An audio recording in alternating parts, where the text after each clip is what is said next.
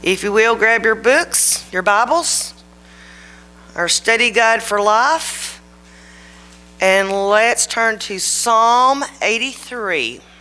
Emma, will you open us with a word of prayer?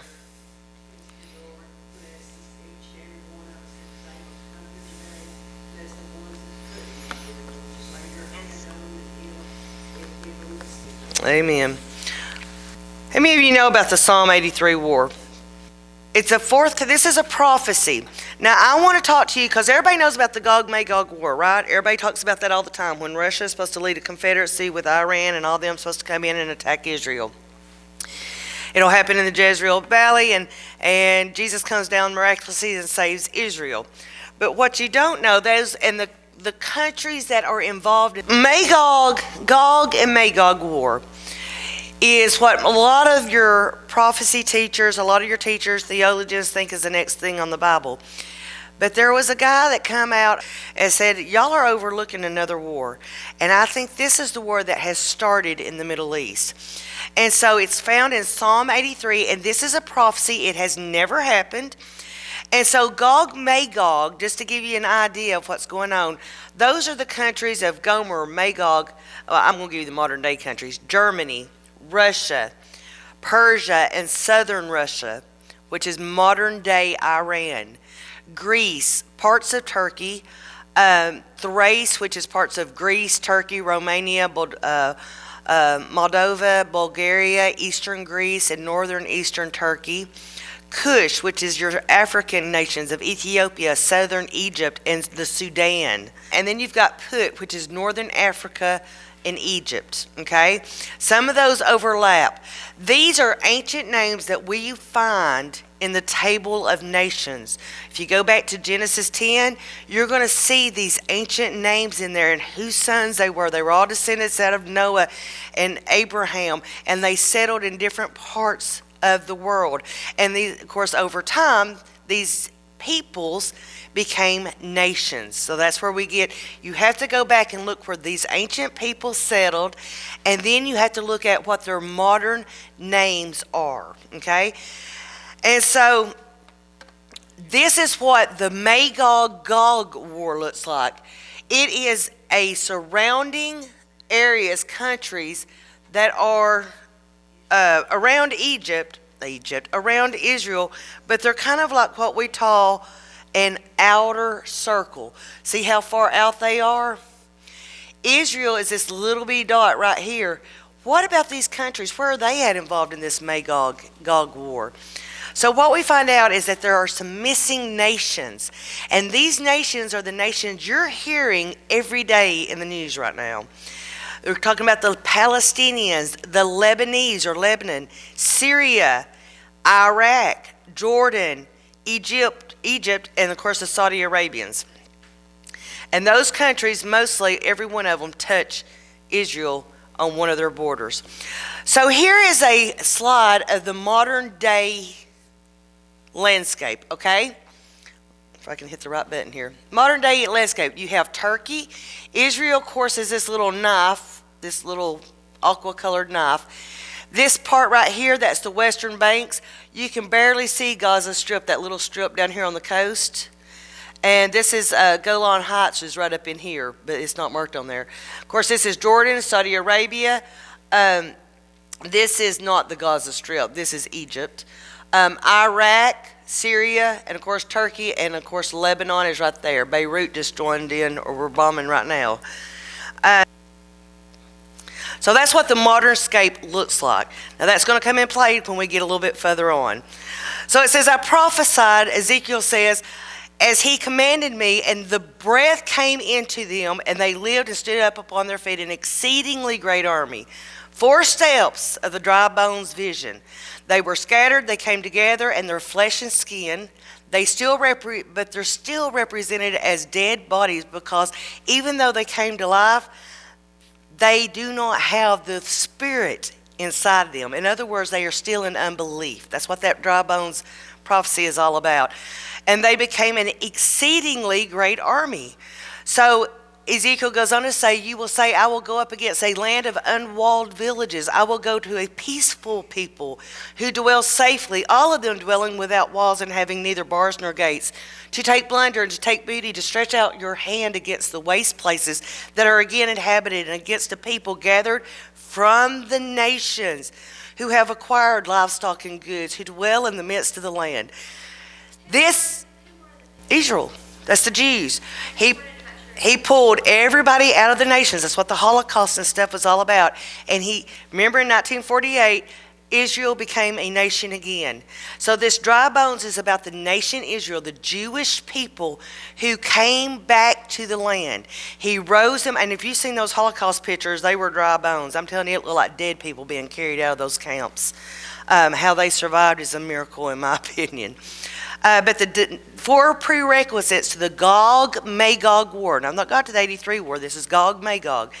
The nation has to be reestablished. Well, that's check. Israel is a nation again, right?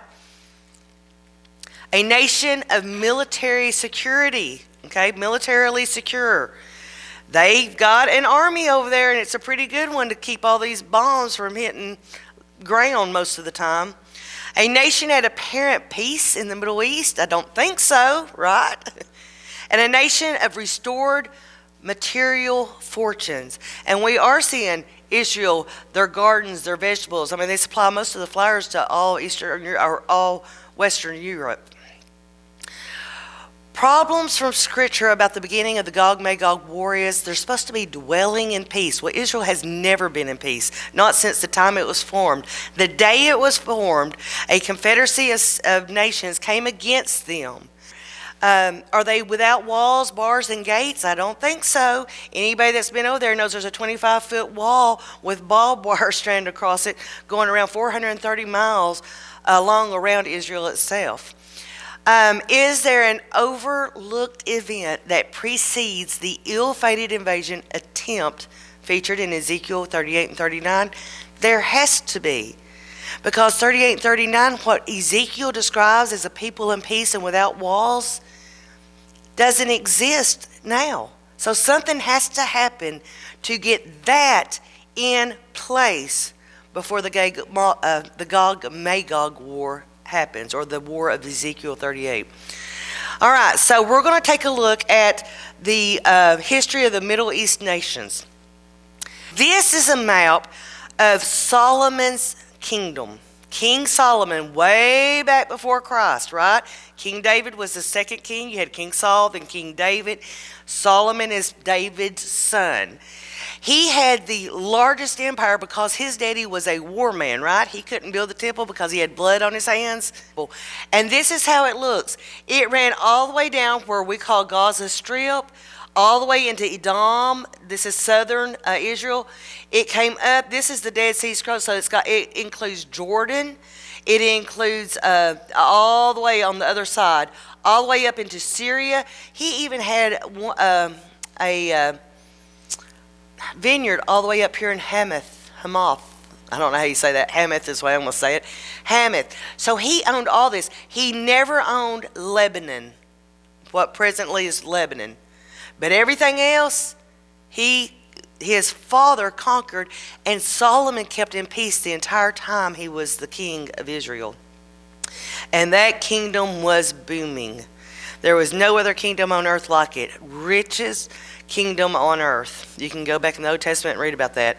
The Queen of Sheba, wherever she was from, I can't remember now, came where? No, I thought it was Africa. One of the African nations. Anyway, she came up to visit King Solomon because of his wisdom and the riches, and she went back and said there's no other place like it. So let's talk about modern day. So I showed you the ancient maps. I showed you the modern day maps. This is a map of Israel in 1915. 1915. The Middle East. It was under what we call the Ottoman Empire, and there were no nations. Turkey was not even a nation yet. These were all ran by caliphate, all those tribal chieftains, okay? It was like the wild, wild west in the Middle East. Whoever had the strongest ruled, right? They were always fighting. No, absolutely nothing. Saudi Arabia is not on the map. Okay? Then in 1917, something happened. What happened? World War I began. And the British came in and conquered everything, basically. And the Ottoman Empire started to break apart. So I want you to understand that most of your Middle Eastern countries were not countries over 100 years ago. Just in the last 100 years. Did y'all realize that? I didn't realize that until I got to studying this a little more in depth. I thought those countries had been there forever. They haven't. So I went and I got another map for you. And I started putting dates on there of when these people became countries. Egypt became a sovereign nation in 1922. Israel in 1948, and right alongside Israel was Lebanon, or Lebanon, however you want to say it, in 1948. Syria was 1946. Turkey, 1923. Iran did not become a nation until 1979. I was born. I mean, I about fell over. That's what I was going to say. World War I, they started breaking apart this Ottoman Empire into nations. And then World War II finished it off, which was 1948, Lebanon, Israel, and Syria, although it was right around the World War II mark. So Saudi Arabia, 1926. The Oman, 1951. Yemen, listen to this, 1990. I'm in high school. Where was this is what I'm telling y'all. Teachers do not teach children what they need to know. If we would teach the Bible in school, we would understand what's going on in the world today. I've taught y'all about the medieval wars, all about Catholic and Protestant wars the whole time, but they don't teach them that way. They don't tell you that the Roman Catholic Church was picking the kings to go over nations. They don't tell you that stuff, which is why I tell you it's so important. Anybody who's teaching children, when your children get old enough, and even now, you need to read The Woman Rides the Beast. It is the best book to break down Europe in the days by Dave Hunt. It's a big, thick book, but it's excellent reading. It breaks down the medieval wars, and I'm talking about after Christ, from about 1000 on up to modern day history, how those nations were formed and how the Roman Catholic Church, what they did to make that happen. Iran, 1979. Iraq became a nation in 1932. Did you know, I'm going to repeat this question again, that most of the nations in the Middle East is less than 100 years old? I know. I thought they were there forever. No. So that is why this is such a cooking pot, if you will, of turmoil. You've had tribal leaders up to the last. Some of these people, I'm sure, are still living. Right? They're youngsters that was taught. That's why you have this crazy idea of this Muslim, the Israel coming back. It's a mess. It's what that is. It's a mess. So now I'm going to take you to Psalm 83. This is the war that I think precedes the Gog Magog war. And it reads, a psalm of Asaph. Asaph was a prophet, and I believe he was a prophet during the days of David. Okay? Anyway, it says it's the last psalm that Asaph writes. It's Psalm 50. He wrote 50, and then he wrote 71 through 83. Psalm 71 through 83 were all about him. So this is the last one he wrote. Do not keep silent, O God. Do not hold your peace, and do not be still, O God. For behold, your enemies make a tumult. I can't say that. And those who hate you have lifted up their head. So whoever these enemies are, hate God. And now they're on the rise because they're lifting their heads. Does that make sense? They have taken crafty counsel against your people and consulted together against your sheltered ones. So these enemies have consulted together and come to an agreement against God and against his people. They have said, come and let us cut them off from being a nation, that the name of Israel may be remembered no more, for they have consulted together with one consent. So these enemies have one agenda. They want Israel to cease being a nation. They are in agreement to that one agenda, and the very commitment of Islam is to wipe Israel off the map, right? We hear it all the time. Wipe them off the map. They do not want Israel there. Why?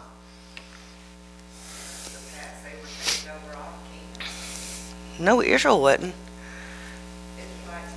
Oh, well, we'll talk about that, but that's right. It's God's land. This is, y'all have to remember. You have to remember. This is a religious war. You have Muslim who worship what? The moon god, right? Allah. And then you have Israel and all of Christianity who worship who? Yahweh, Jehovah God, God Almighty, God Most High, right? And this is a religious war. It is a embarrassment to the Islam nation that they had all this land at one time and it was given back. And listen, Israel ceased to be a nation for how many years? Almost 20. Yeah, 2,000 or 2,500 years. Had not been a nation since Babylon conquered them back in the Old Testament, King Nebuchadnezzar. Okay? And all of a sudden, Israel's back. They're speaking Hebrew, and not only are they back, they're bigger, they're better, and they are what? The most wealthy nation over there. They're on it. They're getting, now I mean, I know there's oil involved and all that kind of stuff, but they're the most powerful nation. If they weren't powerful, they'd have been wiped off the face of the earth a long time ago, the day they were created, Israel, back in 1948. Okay? Now, they form, let's continue on reading. They form a confederacy, these nations. They form a confederacy against you. Against who? Israel? Who are they talking about? You. God. Just like Dana said, who owns Israel? Not the Jews. Who owns Israel? God. That is correct. God owns Israel. They form a confederacy against you. The tents of Edom, or Edom, and the Ishmaelites, the Moab, the Hagrites, the Gebal, and Ammon, and Amalek, Philistines with the inhabitants of Tyre. Assyria also has joined with them, and they have helped the children of Lot. So we see them taking crafty counsel. In other words, they're in the back rooms, right? They're in the back rooms, and they're discussing how they're going to come against God and wipe Israel, his chosen people, off the face of the earth. So they formed this confederacy against God. So who are these nations? Did you see all those names? What did I tell you all about the names in those other ones? Moab, Hagrites. You have to go back to the table of nations, all the way back to the book of Genesis. All the way back to the book of Genesis to find out who these people are. And then you have to come through history and figure out where they settled to find out these nations. Why does the Bible use these ancient names? Think about it. Because we, as time and history marches on, keep changing the names of places. Think about Florida. How many of you remember when it was Cape Canaveral? Now what is it? I'm talking about in Florida, the Space Center. Remember Cape Canaveral? I know I'm not the only one in this room that's old enough to remember Cape Canaveral. How many of you remember it being called Cape Canaveral? What's it called now? Cape Kennedy. Yes, it is Cape Kennedy now. What about different places? Listen, when I was in school, the Eastern Bloc, Russia, right, had places called Czechoslovakia, Yugoslavia, right? There was names over there that is not, I look at the map today and I'm thinking, where are these places at? Names change. They break up, they have wars, right? That is why the Bible uses ancient names, because where those people settled, that area is marked. And it doesn't matter what their names are in modern day history, right? Or modern day. It is still the area of where these ancient peoples settled. So who are these people? A lot of these you can go back to the Table of Nations and see their descendants from Abraham. And we're going to look at that in just a few minutes. So let's take a look at these, each and every one of these, and I want you to discover where they are on the map. I'm going to show you the map next again. Tents of Edom, southern Jordan, okay, the Palestinians and the refugee camps there. I'm going to show y'all some pictures of them. Ishmaelite, that is Ishmael. Who was Ishmael in the Bible? Abraham's son, first son by who? Hagar, the handmaiden. Kim, you're on it, girl. He was the first son. Okay? He left. He became, remember, God said, I'm going to make him a great nation too. He is what you would call Arabians, the Arabs. Okay? He is, a lot of his people now are Muslim, but he is the Arabic nation, Saudi Arabia, those areas down in there. But a mad Esau, you got to remember, the tents of Edom, I told you where it is, but that's also where Esau, who was Esau? Jacob's brother. Jacob's brother. Remember, they were twins, and God said, why? And Rebecca, why am I like this? And she goes to God in prayer, and God said, because you have two nations in your belly, and they're already fighting. Already fighting. Esau and Jacob. What was Jacob renamed? Israel. He got the blessing of God. He became the chosen. His descendants are God's chosen people who became the nation Israel. Esau left, went to the mountains of Seir, and he became what? Edom. Okay? And so, a mad Esau, before he left to go to the mountains of Seir, got mad and went against his mother and father's wishes. And guess what he did? He married the wrong woman. He married a daughter, sorry. He married a daughter of Ishmael. Okay? And they did not keep records like Jews do. Jews know their lineage all the way back to Adam. Right? They know, present day, they know what tribe they're from. They never lost that genealogical linked record. But the Arab nations didn't keep records like that. And so really, Esau and Ishmael kind of became intermingled to where nobody knows which one is which. Does that make sense? Moab is the middle and southern Jordan, the state of Jordan, or the nation of Jordan. Descendants of Lot. Who was Lot? Of Abraham. Kim, you are on it. So he's the descendant of Abraham.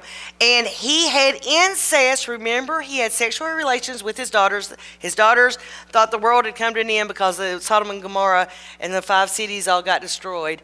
And they decided they had to repopulate the earth. So they got their daddy drunk and they had sexual relations, and both of them got pregnant. Okay? So that's where Moab comes from. Hagrites is the handmaiden of Sarah. Right? She's Ishmael's mother. Her name is Hagar. She was what? Egyptian. She was Egyptian. She was an Egyptian handmaid. So her lands, the Hagrites, are Egypt. Ammon. Oh, I'm sorry. Gebel. Okay, I don't know how you say that. Jabal. I don't know. Jabal. I think it's Jabal now that I say that. Northern Lebanon. Okay, northern Lebanon. It is just slightly north of the city of Beirut. If you've been watching the news, Beirut's all over the news. Why? Israel is right now in the process of bombing them. Beirut, it is modern day Jabal. Go on your maps. You can see that city there. Ammon is a northern Jordan. Ammon is the capital city of Jordan. It is called Ammon because the king of Ammon was defeated by Israel when they first went into the promised land. That was one of the first nations they took over, was Ammon. Amalek, southern Israel. It was a land there. They wouldn't let Israel pass through, and God said, wipe them out. Amalek. Agag was the king of the Amalekites. Haman, remember Haman in the book of Ruth? Or Haman in the book of Ruth? Haman is a descendant of Amalek. Okay? What was Haman trying to do to the Jews in the book of Ruth?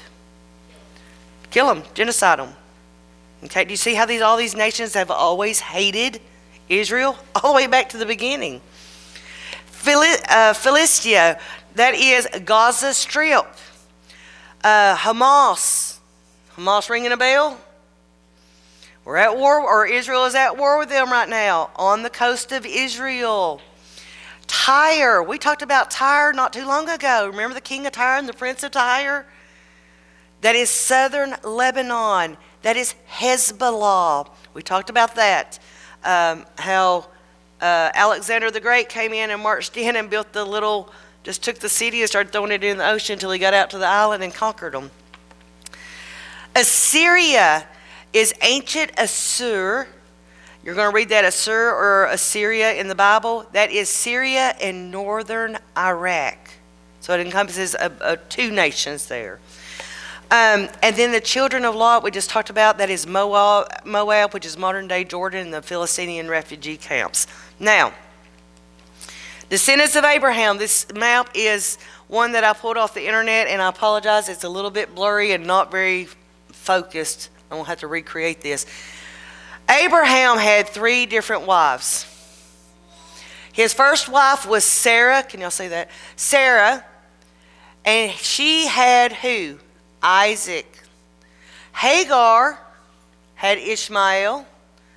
And then Keturah, after Sarah died, and Hagar, of course, got kicked out of camp, remember? After Sarah died, Abraham married a third woman. Her name was Keturah, and she had 6 children. Okay? May have had daughters, but 6 sons. Isaac was the promised child. God gave his what? His blessing to Isaac, who again had Esau and Jacob, had the twins. Jacob became Israel. I should have put that in there. Esau married a daughter from Ishmael, a big no-no. But he did it anyway in spite. Her name was Kedar. And so Esau gets lost in with all the Arabian descendants. Okay? And so does Keturah. They settle in Midian. Y'all remember those Midians? In fact, Moses, his father-in-law, was a Midianite. I know that sounds funny, but a Midianite. And so that's in that peninsula between Egypt and Israel, the wilderness, where they wandered for 40 years. Okay? So there is the descendants of Abraham. Who has the blessing of God? Israel, right? Jacob. And all these other descendants for the last, 3,500 years are angry, and the religious fight is because they are trying to say the blessing came through Esau and not Jacob. That's what it's all about. They said they got the blessing in Israel, and the Bible clearly states that Jacob got the blessing. You have to remember, Esau was the eldest. How did Esau lose the blessing? I think I've got this on the slides. So deal with them as with Midian. The psalm goes on to say, deal with them as with Midian, as with Sisera, as with Jabin at the brook of Kishon, who perished at Endor, who became as dung of the earth. Make their nobles like Oreb and like Zeb. Yes, all their princes with Zebah and Zalmunna, who said, let us take for ourselves the pastures of God for possession. Who owned the land again? God. Not Israel, God. He's just letting his people, his chosen people, live there. That land is God's. He tells you that in Deuteronomy, I believe it's 10, it might be 32, but he says, my footprint is on Jerusalem. So the Midianites, an Arabian tribe descended from Midian, one of Abraham's descendants by his third wife. Oh, it was fourth son of Abraham by his second wife, Keturah. They inhabited the desert north of the peninsula of Arabia. Oreb and Zeb were the prince generals of Midian. Zebah and Zalmunna were their kings. They were defeated by Gideon all the way back in the book of Judges, guys, in a great slaughter. They wanted to take God's pastures and Gideon slayed them. It goes on to say, oh my God, make them like the whirling dust, like the shaft before the wind as the fire burns the woods. And as the flame sets the mountains on fire, so pursue them with your tempest and frighten them with your storm. Fill their faces with shame, that they may seek your name, O Lord. Asaph, the writer of this psalm, is crying out to the Lord to defeat this new confederacy that's rising its head up, and as God has done in Israel's past, the great defeats in Israel's past. Now, let them be confounded and dismayed forever. Yes, let them be put to shame and perish, that they may know that you, whose name alone is Lord. There is no Allah. Who is Allah? A false god, right? A false god. You are the most high over all the earth. That is the Lord. Why is he doing this? So that they know that he is God. Yahweh, Jehovah, however you want to say that. In contrast to Allah, the moon god, apparently the only way the world is going to know that God is that if God is for him to move in judgment. And I believe that started already. Been talking about this probably for 10 years, but I believe it has finally started. So, the everlasting hatred. Here we go with them. This goes back to Genesis 25. This is going to talk about Esau and Jacob. Okay, the two nations. So I want you to listen to this. This is the genealogy of Isaac, Abraham's son. Abraham begat Isaac. Isaac was 40 years old when he took Rebekah as wife, the daughter of Bethuel, the Syrian of Padan Aram, the sister of Laban, the Syrian. Now Isaac pleaded with the Lord for his wife because she was barren. And the Lord granted his plea, and Rebekah, his wife, conceived. But the children struggled together within her. And she said, if all is well, why am I like this? So she went to inquire of the Lord. And the Lord said to her, 2 nations are in your womb. 2 people shall be separated from your body. 1 people shall be stronger than the other, and the older shall serve the younger. So she was told this. So when her days were fulfilled for her to give birth, indeed there were twins in her womb. And the first came out red, and he was like a hairy garment all over. So they called his name what? Esau. Afterward his brother came out, and his hand took hold of Esau's heel. So his name was called what? Jacob. Isaac was 60 years old when she bore them. Yeah, Isaac was 60 years old when they were born. So the boys grew, and Esau was a skillful hunter, a man of the field, but Jacob was a mild man, dwelling in the tents. And Isaac loved Esau because he ate of his game. The father loved Esau because he loved the hunter's food. But Rebekah loved Jacob. Means slicer, I will tell you about his. One who grabs a heel or one who trips up. So he's deceitful, sly, insidious, right? And so what Dana was saying was he tricked. Yes, he did. But his mother told him. Now, I want to go back to one thing because I think it's really important. When you hear that he dwelled in the tents, a lot of people think, well, he was like feminine or something. No.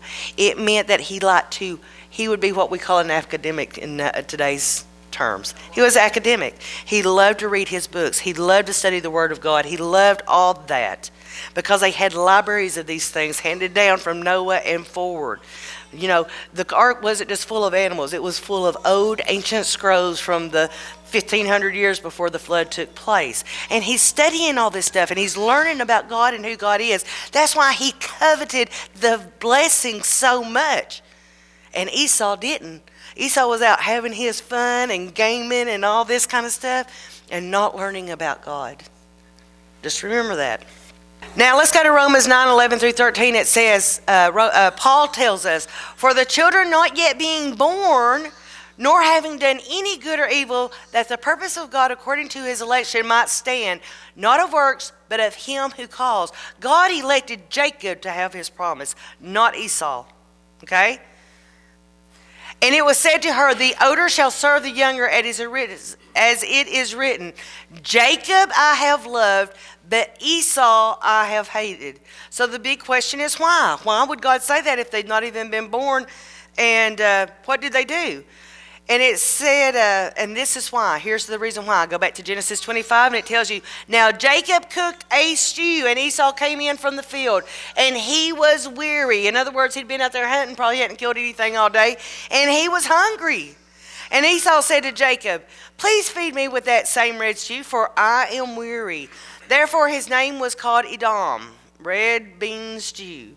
But Jacob said, sell me your birthright of this day, as of this day.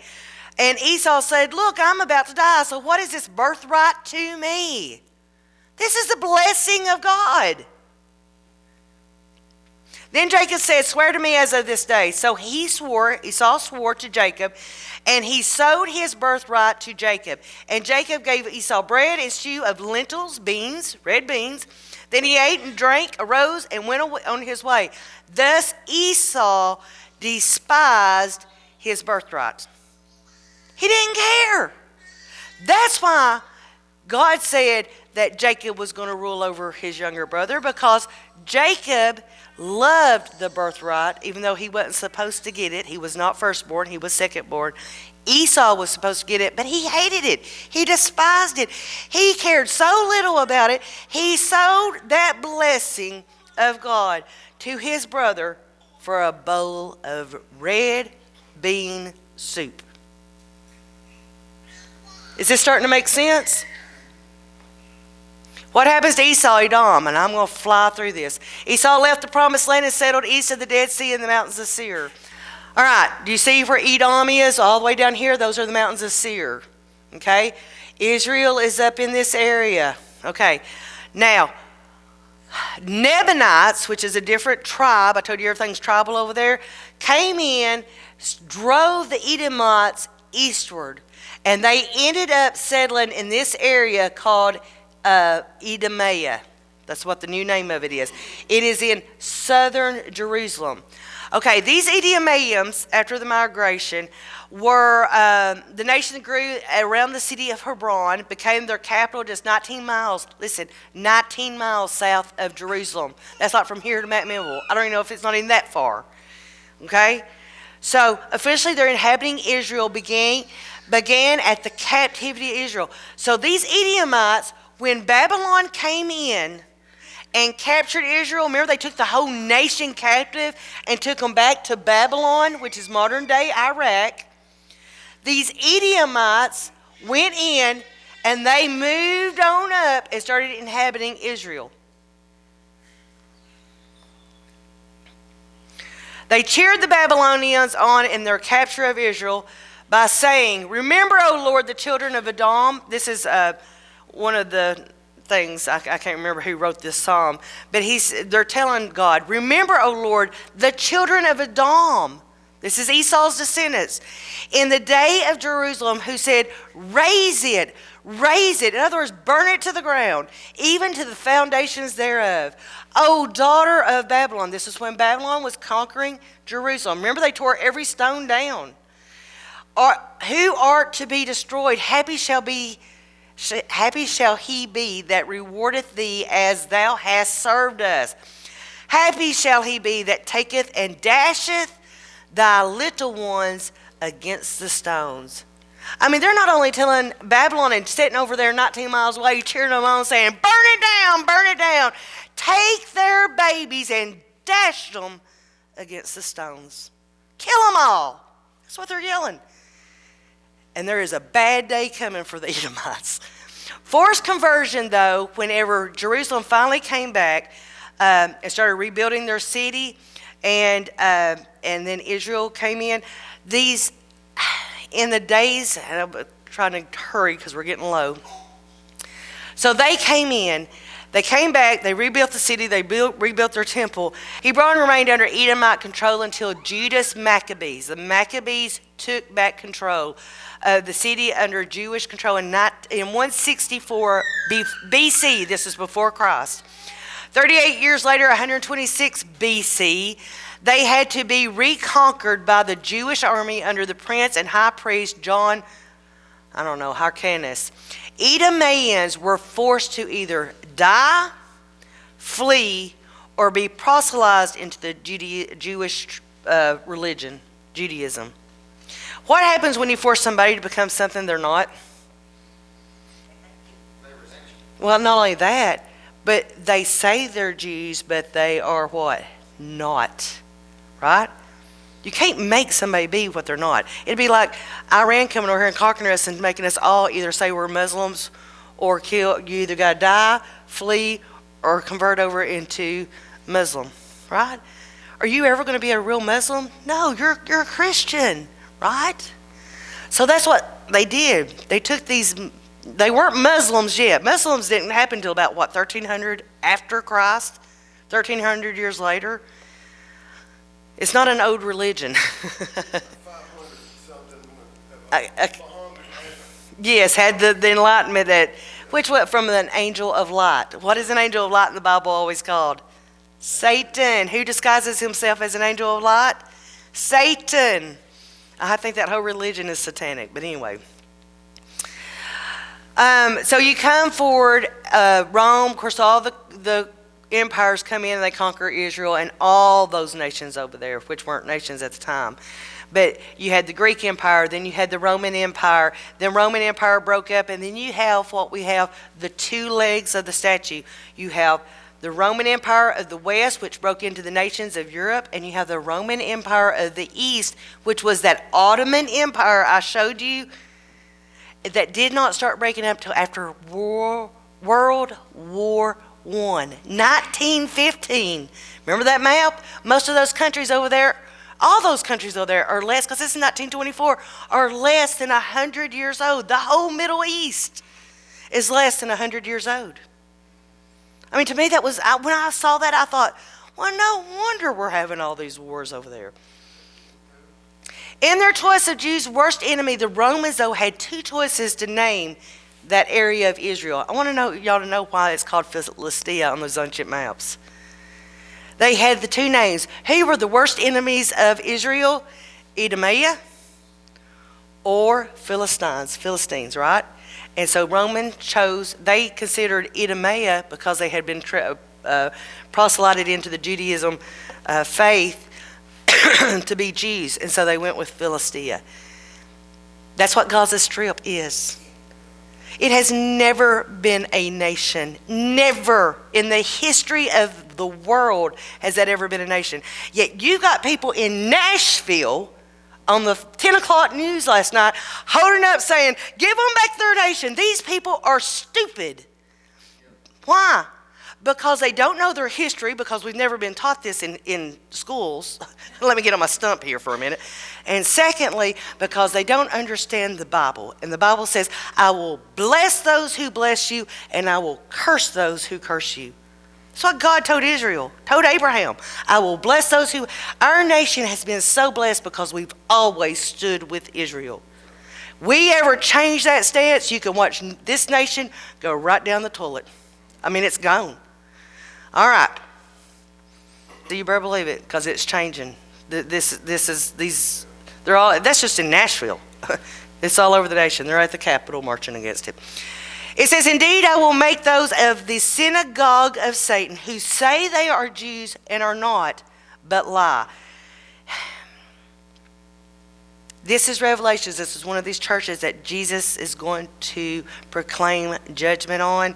I really think, I know this comes from Chuck Missler, but the more you study this, the more you think about the Edomians. Those who think they are Jews but are not.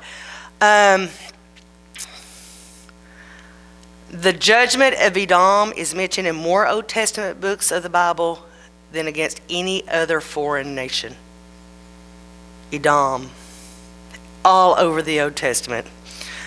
In 1948, Israel became a sovereign nation. War broke out immediately. You got the 6-Day War. I just told y'all about that.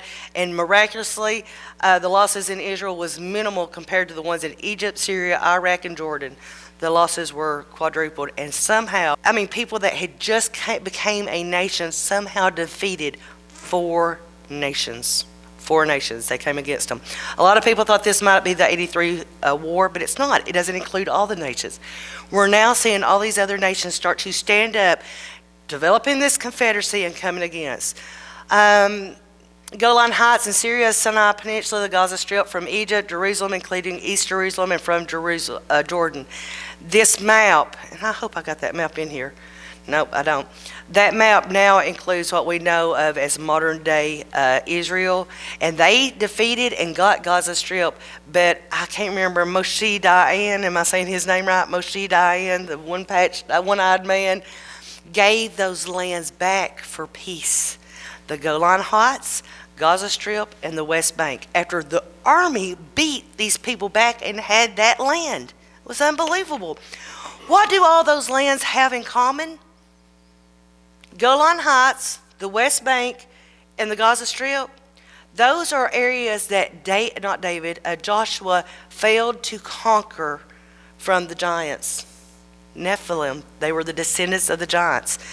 These are the tents of Edom that the slides is going through here that are found in Jordan. These are refugees of Palestinians. I've told y'all why they're in these Palestinian tents, because during that 6-day war, they told them, hey, Egypt, Syria, Jordan said, get out of the land. We're going to go in. We're going to conquer Israel. We're not letting them become a nation. And when it's over, you can go back and have their businesses and their homes and everything. Well, they lost. And all these Palestinian refugees had packed up everything, moved off into all these other lands, lived in tents because they thought in 6 days they'd go back in and get homes and businesses and everything. And guess what? Those 4 nations didn't win. And Israel wouldn't let them back in. Now they're refugees. So the everlasting hatred started in the womb and now continues to drive events throughout the entire world today. The judgment against this protagonist is mentioned in more Old Testament Bibles. I told you this. Now, yet few people can identify Edom or Edomians. Okay? Prominent rabbis in Israel seem to think that they are bubbling up in very strategic and prominent positions within the group we know as the globalists. You're hearing about them all the time, this one world government, United Nations. These people are starting to bubble up.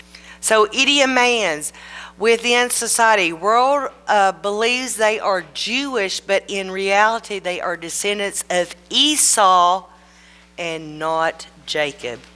So judgment upon the nations, Ammon, Moab, Edom, Philistia, Tyre, Sidon, and Egypt. This, I believe, the war that we're seeing right now, and I showed you those nations that are involved, is going to happen in order of events, and this will be it. Israel regathered in the land. Check, it's done. Ancient cities rebuilt and inhabited. They did that. Every ancient city has already been rebuilt and inhabited by Israelites, and they kept the same names. They meet Muslim or Arab resistance. Check. Israel establishes an army of defense. Check. That's what we have right now. Adjacent Muslim nations confederate. Are we not seeing that? These nations all attacking at different times, but they're all one. It's just different areas. You hit the snake over here, he pops up over there. It's like whack-a-mole over there. Confederacy committed to the destruction of Israel. War starts between the Confederacy and Israel. I believe that just started. I think that started last year with Hamas. Title regained, or the Gaza Strip, right? Title regained. They will regain the title of my people Israel, God's chosen people. Israel decisively defeats this confederacy. Israel then becomes an exceedingly great army. Right now they're an army of defense. After this is over, they are going to take over those lands, push these people either out or convert them, whatever they do. I don't know. But anyway, they will become an exceedingly great army. You think they have a presence now in the Middle East? Wait till they take all these other lands and expand their nation. They're going to be huge. Israel takes prisoners of war. We learned that in Jeremiah and Zephaniah. We're seeing that right now. Are they not take prisoners of war? Hamas is basically a prisoner of war right now. Or not Hamas, I meant the Gaza Strip, the people of Gaza Strip. Israel expands its borders, and then Israel at that point will dwell securely in the land, a nation without walls, and they're dwelling in peace because they've wiped out this confederacy, which is, I think, the terrorist groups, the terrorist organizations over there. and start lining up. Let's see. And so that will lead us to find out what our challenge is to find out what the Bible really says about the end time events. That is every Christian's responsibility. Know what it is really going on in the world around you, that it is not something that you are going to learn on your 10 o'clock news like I did last night. I didn't know it was bombing Beirut, by the way. I found out last night, and then I saw these protest people, and I thought, we've got to talk about this. Start lining up the global events with the knowledge you gain from Scripture. That's how you stay ahead of the game. Now, if we have, go back, dwell securely in the land. Once they've expanded their borders, they've knocked out this confederacy, all these terrorist organizations will be gone. Once that happens, then the Gog and Magog war can start. But not until this happens. Those nations that are there now that I showed you those map, that 100 years or less old, will be owned by Israel before it's over. Maybe not completely all the way down into Saudi Arabia and Yemen and all them and Oman, but the original borders of Israel given back in Genesis, not in 1948, but back in Genesis, will come to fruition. Any questions? I do say this. This is a hard lesson because that means war, it means death of different nations, peoples. Listen, you pray, and you pray for both sides. God has to work it out. But unfortunately, we're seeing children, women, men who are probably casualties of war die in this expansion. But the Bible prophesied it. It's going to happen. You just need to pray that God does what God needs to be done. It breaks my heart. And it infuriates me whenever everybody's against Israel, talking about, of course, you hear your presidential election people, oh, Israel has the rights to defend themselves. As soon as some of them gets in office, they will turn. We all know that all nations turn against Israel at some point, even America. It says all nations come against Israel. All right, with that, let's bow for a word of prayer. Jackie, will you close us out, please?